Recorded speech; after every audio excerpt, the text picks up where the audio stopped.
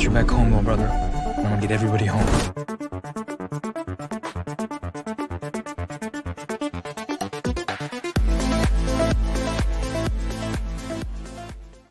Hey, we're here, ladies and gentlemen, for another Michael Bay film. What's going on, Lucas? Is that the reason all that synthesizing music played at the beginning? Look, you gotta go big or go home, right, Lucas? Oh my goodness, I felt like I was in the episode of Miami Vice. I said, wait a minute.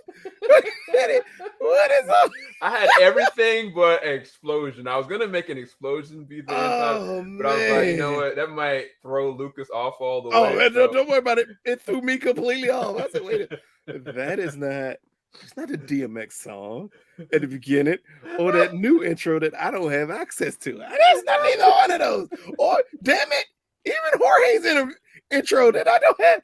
Well, I can't do the merengue to this. Like, what's going on here? That completely threw me off. Anywho, we're here to talk about Ambulance. Ambulance is the new Michael Bay film, and we're gonna give you guys our unfiltered thoughts on it. And I don't know how to even tackle this because we can't spoil it. This is spoiler free because we are just leaving a screening of it. We can even tell you our date. It's a Tuesday. We just Tuesday, April the 5th. April the 5th. We walked out of screening of Ambulance, and I already know I don't say Ambulance the proper way. I don't need to be corrected that I don't say Ambulance the proper way. I've been saying Ambulance all my life. I'm going to continue to say Ambulance. So the movie for me is Ambulance.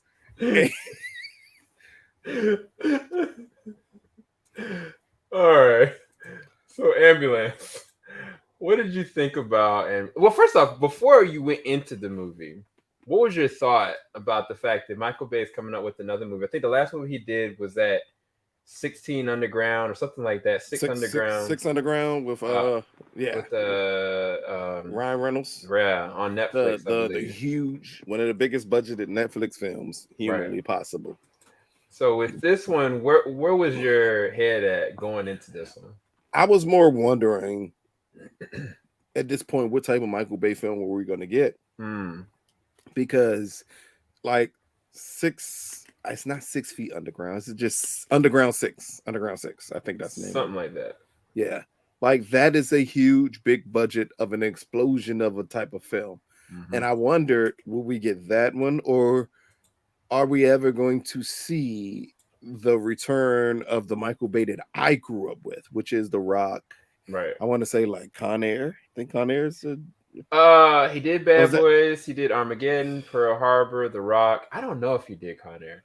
I don't know. It feels like he would do it. I know Con Air was a Jerry Bruckheimer film, but I'm just not sure if it was a Michael Bay film. Yeah, I don't know. Or will we get the Michael Bay off the side of the production? No. Simon West did Con Air.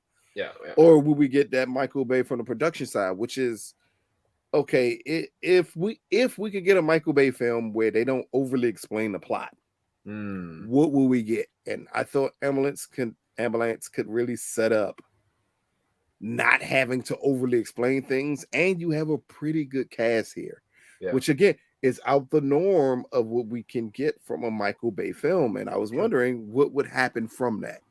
It's true. Just those were my initial thoughts as walking into the screening. Yeah, so I feel like the movie was in production for a little bit, or it was supposed to release out possibly in February initially. I think so. And I kind of was like, it got delayed. I was intrigued because I like Yahya, I like Jake, and I mean, it looked visually from the first trailer, I was like, this looks interesting. But it was not until I started seeing people talking about the movie that I was like, could this actually be an entertainingly good Michael Bay film? And I guess let's go ahead and just break it in. What did you think about the movie? Not to say that Michael Bay films are not entertaining, but you can skip most of the Transformer movies. Like those are, the first one is good, the second one's horrible, the third one's okay. Like it was, but I think because we have not seen him in so long outside of the Transformers universe. I think that until like Six Underground came out, that's the first film we ever seen outside the Transformers universe in a while. Yeah. So it kind of make you question, like, okay, what is it that we're going to get out of Michael Bay? Mm-hmm. Ambulance is great. I don't care what anyone can possibly tell you. I don't see how you can't enjoy this movie. This is the definition, or used to be the definition, of a summer popcorn flick. Absolutely. To the T. Mm-hmm. They do just enough story to get you intrigued into the movie. And then after that, you get to see why Michael Bay's a film director. Yeah. Some of the shots he pulls off in this movie are unreal. Some of them are impossible. I felt like there's some of them were just impossible. Oh my goodness. Like through this entire movie, we were watching it and it was just shots. And I'm like, how the heck did he pull that off? Right. Oh my God. It's shots over as this story it involves a bank robbery. Mm-hmm. One, the bank robbery scene, which leads to the inevitable gunfire of that scene, is very reminiscent of Heat. Yep. Right. But it's reminiscent of Heat with better, more elaborate camera work. Yeah. And it threw me completely off because I said it's a shot where he goes over a building and drops it straight down and then curves that. Man, I said, oh my God. Like, that is I don't know a director who would have thought about even attempting a shot like that. Right. And that's what you get a lot. Some of the close-up shots in this movie are amazing. It's a scene with Yahya and Jake where he zooms in so close, all you see is their eye. True. That's it. And in that scene, you still understand the emotion behind the conversation that they're having. And it's like, Jesus, like this is a really, really entertaining movie. And we have not had something this entertaining since maybe 2019. Sure. That's true. Everything that he said, from the shot, there was a shot when they were trying to escape in the ambulance, and it was in a parking garage, and so the ambulance was trying to get away in some kind of a way. As the ambulance is backing up, the camera pans behind the ambulance, then circles around a couple different center blocks as other cars are coming forward, and still moves above them as it's going backwards.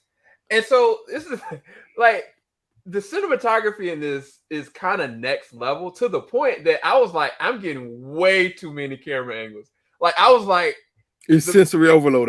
It was too much. It was too much for me, because I was like, because it got to a point where you're like, okay, he just flexing, bro. It's equivalent, for just a quick sports analogy, when you see Steph Curry hit a long shot and you're like, oh, that's a great shot. I've never seen that before.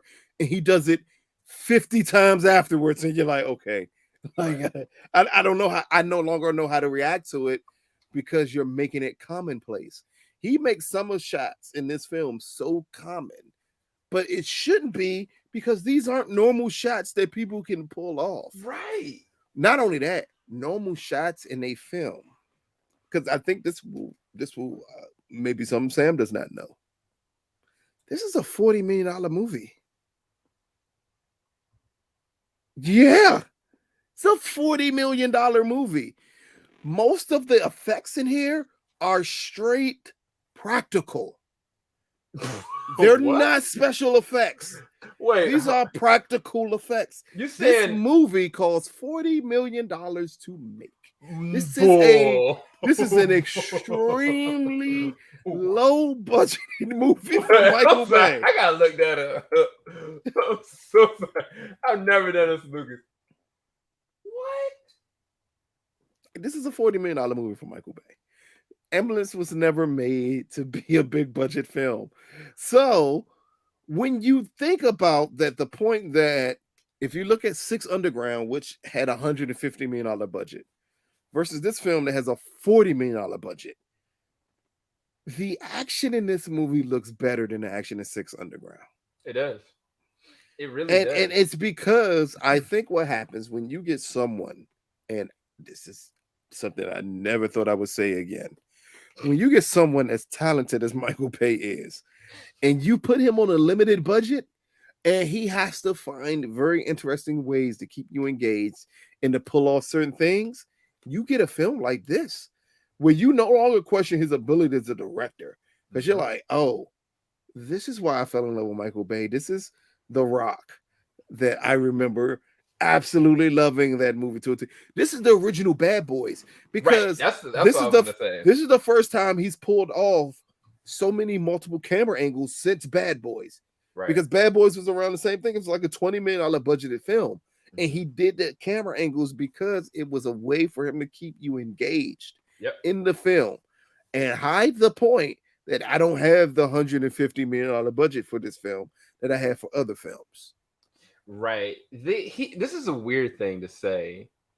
He pulled off a fight sequence, man, in the ambulance that it's three different things going on. One, it's being choreographed really well.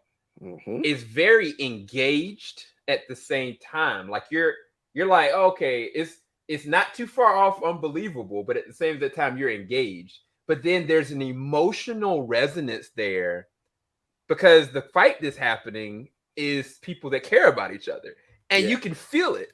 And that's hard to do. Like, it's like, okay, somebody doing that in experience it would come off really cringy. It would come off like out of nowhere. He made this come off like, oh shoot, they would have done that anyway. Like, that's just who they are. In some kind of way, he was able to pull it off. But the other thing I was going to say is that the score and the sound design is awesome. I don't know any way to kind of put it, because we watched it in Dolby, and one of the things about Michael Bay, God, is explosions and vision, but the sound in this, it will rock your seats, and to the point that this is one of the first Michael Bay films I can say that the score equally is really good. I was like, I don't know who did the score for this, but they did a bang up job for me. I was really surprised with the score for this. The gunfire was unbelievable in this film. My God, it shook your seats, and we were not in a 4DX movie theater. Nope. I should not have felt vibrations from the gunfire, but it made sense for the film, and you're just blown away by it. Between the sound and the shots that they pull off in this movie, it is unbelievable. Yeah. I don't think there's another living director that can pull off the shots that Michael Bay pulls off in this film. And this is what gives people the promise of Michael Bay. And this is what leads you to throw $150 to $200 million behind a Michael Bay project. Because he's also the producer on this film. It's also his company. It's Bay Films. Like, did this movie. And this is why you see studios throw money behind Michael Bay. But this makes me question all of those studios that throw money behind Michael Bay. Are you still allowing him to completely control the film? That's a good question. Because if we can get this, we can get Pain and Gain. These are movies where they were very low budgeted for Michael Bay. And both of them are good films. Like, you gotta wonder, is it now Michael Bay we need to look at? Maybe it's the partnerships that we need to look at. But again, this is his best action film since the departure of him and Jerry Bruckheimer together. Yeah, I agree. I completely agree. This is one of the most entertaining movies I've seen this year. And I saw The Batman, and I love The Batman. I've seen a couple different films I felt like were really good, but this is the most entertaining. And there's a lot of different reasons why. I was curious your perspective, Lucas, on the cast and his selection of the cast and how they worked together for you based on the script that he kind of did. That really wasn't, not to say it wasn't important, but it allowed almost like a free, at a certain point from the beginning of the movie. I want to say this is a COVID production, right? Yes. then it makes perfectly good sense. He technically had, for a majority of the film, 3 actors trapped in an ambulance. 4, I'm sorry. And that's it. Yeah. No one else around them. Everyone else was shot the same way, but you just had the right actors. Jake Gyllenhaal is a madman in this movie. And it works because he's someone who can up his range and lower his range at the same time.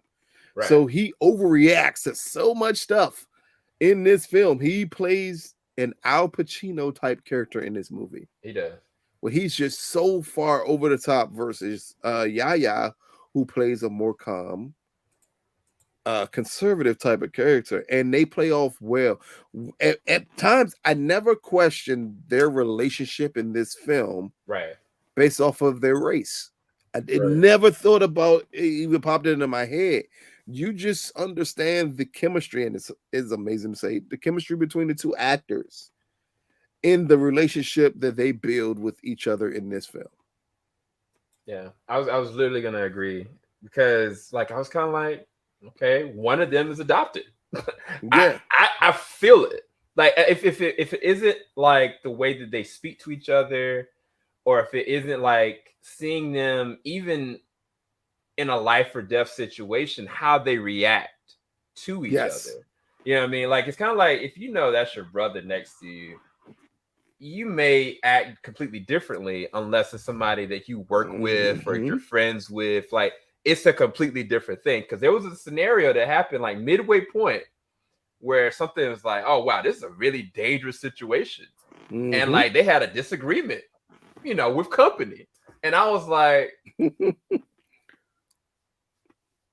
you go this way. I go, nah, this is not. I know where this is going. But no, I thought it was so entertaining, and I think that they played up those roles really well.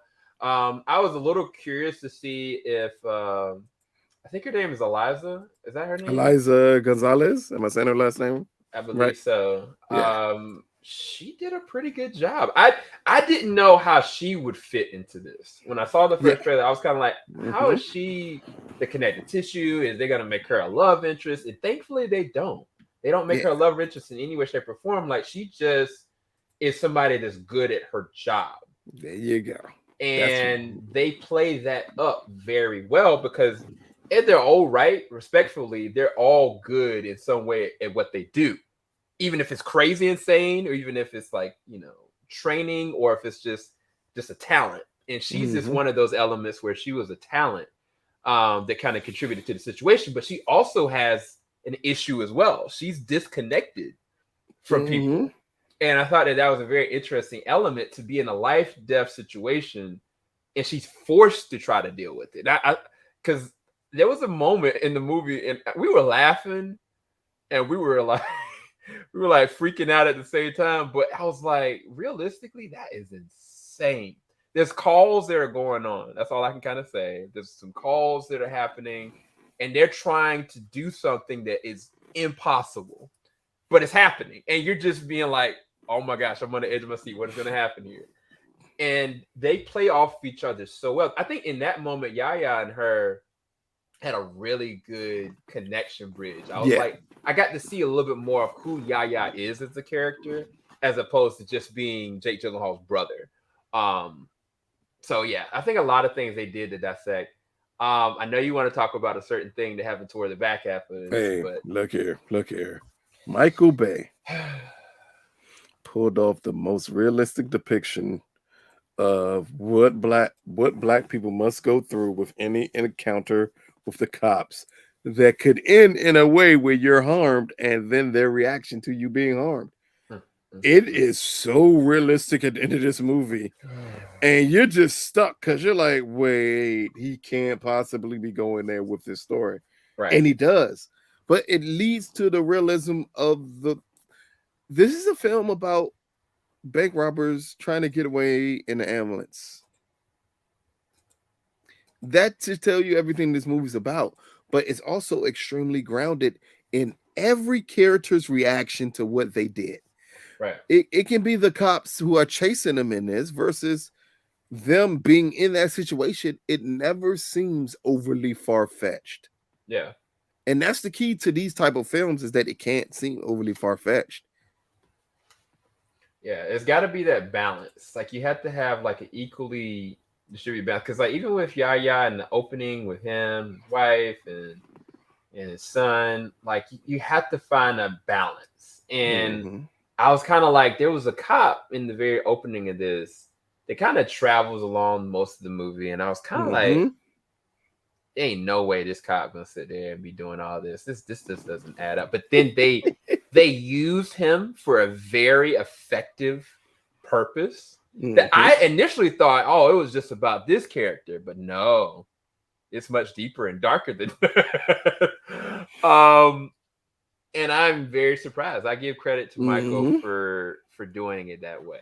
That's the only way I can say it without spoiling it. Yeah, because other than that, I can talk about that scene because I talked about it for about 10 minutes after we left the movie there. And I said, dude, this is unbelievable that this happened in this movie. But again, it's kind of par for the course for this movie. Just the way the characters move is very realistic. Again, a lot of things are practical because they had to be practical. Because I hate to see this movie with $100+ million budget. Yeah. Because there's no telling what we would get. But instead, we got this very good film. It's not for everybody because some people just are not gonna enjoy this type of movie. But if you don't attempt to overly think the movie that you're going to see and you sit in this movie, I think you'll absolutely love it. It's one of those that I'm going to see multiple times. I can't wait till it come on Peacock. Because once it comes on Peacock, this is a movie that I'll be able to go to sleep to every night. And that's not a bad thing because I only go to sleep to movies that I will actually watch if I was awake. Like, it's one of those type of movies because, again, it's very fast-paced. It's not a short film, but it's a fast-paced film. You're going to get solid performances, a great score, some of the most unbelievable shots humanly possible. But, and I don't know if I ever used this term before, it is easily watchable. And that says a lot about a film where I can think you can turn this movie on 10 minutes in, 20 minutes in, 40 minutes in, and watch it and be perfectly fine with that. It is so watchable as a film.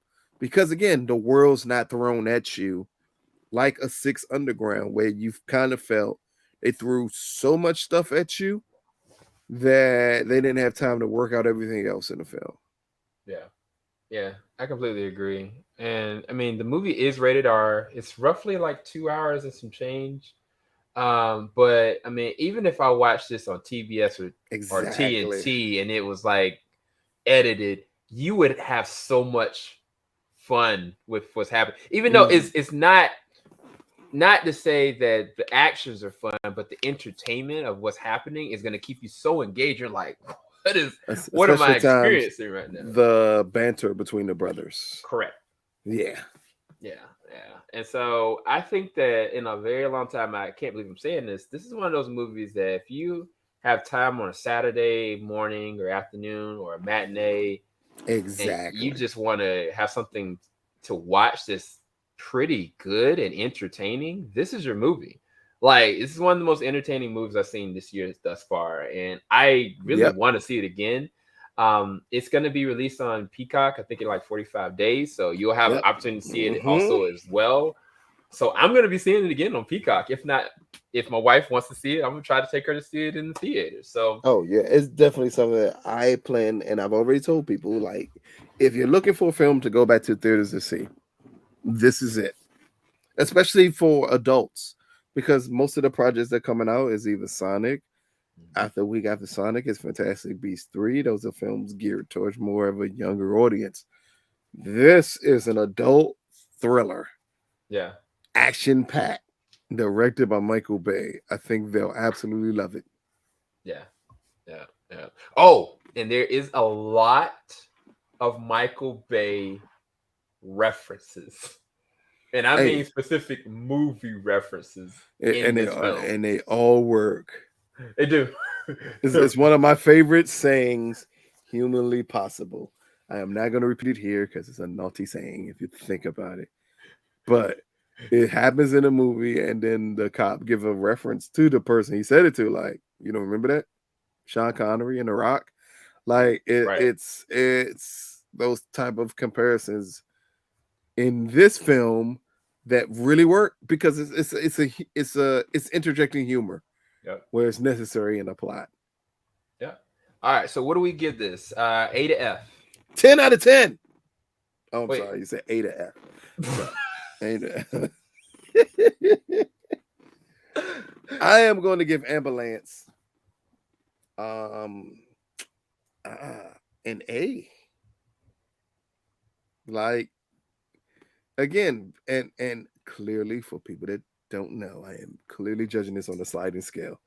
This is a popcorn film. This would be to me a summer popcorn film. I kind of wish they would have held back until Memorial Day weekend. It would make more sense, or in the beginning of summer, because it is like I don't. It's the perfect Michael Bay movie, Right. and you don't get those often. But this is the perfect Michael Bay movie. It's where his talent meets the proper substance, meets the proper performances, that all together blends and gives you a film that is utterly enjoyable. Yeah. So you gave it an A. I personally, man, I don't even know. I give it an A minus. Like, the thing is that because it's such an entertaining film, yeah, I don't know. Even the things that I was like, oh well, this went over long. Oh, that's kind of unbelievable. Oh, that's this. They always found ways of bouncing that back and allow me to enjoy it even more. And it's not just the cinematography, it's not just the score, it's not just the performances. Like the way that things are fluidly moving. exactly. It reminded me of like how the old '90s like action films made me feel. Whether it was like I That's don't the know, perfect Speed, comparison. Gone 60 Seconds. Uh-huh. Like the thing about those films, like those weren't perfect films. Those weren't perfectly acted, but they kept you there. They kept you engaged and you were having fun with it. Even if somebody did something stupid or somebody did something sad or somebody did something engaging, you were all the way there. And that is this movie to a T. And that's rare. You don't get that nowadays like that. Because you don't get a film where people don't feel the need to overly expose you to everything humanly possible. Right. It's like they understood going into, we have a budget, this is what we're going to spend, so let's work with this in that film. And again, what you get is, to me, the most entertaining film of the year, possibly the most entertaining film of the last 2 years. Yeah. Like it is a lot of fun. Definitely something you're going to enjoy. I would kind of say if you have teenagers, this can be a movie of all sizes. But if you have young kids, this is a no, because this is a rated R film. But if you have teenagers or something like that, or somebody who you think can handle it, this could really work well with them. And it's definitely gonna leave them out of theaters with that need to, like, I don't know. I wanted to raise. I wanted to do something after this movie. I want an ambulance after this movie. I wanted something after seeing this movie. Yeah, I got out and it was raining real bad out where we were at. And I'm sitting there on the road. I was like, man, I feel so much adrenaline. I don't know if it's the movie or if I'm trying to drive carefully. It was it was a little bit of A, a little bit of B, because it was completely raining hard. But it's also the film, because the film invokes those emotions in you. Yeah. And they do a really good job of that. That's one thing we can never take away from Michael Bay, is him understanding how to pull emotion out of scenes that should not be emotional. Yeah. Yeah. There's one in particular that we can't talk about that I really want to talk about. But hey, it's a couple of things you clearly know. It's one particular scene that I could go off on for about 10 or 15 minutes, but I cannot talk about it yet. yeah. And it leaves a very interesting question on, again, this, how does everything operate? This is a $40 million movie. I am still blown away after seeing this movie that this is technically a low budget film. Yeah.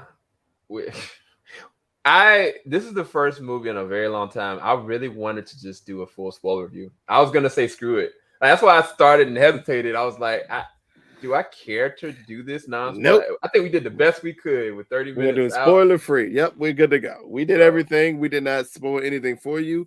Please check it out in your local cinemas. It drops this Friday, so please check it out. I think you're gonna really enjoy it.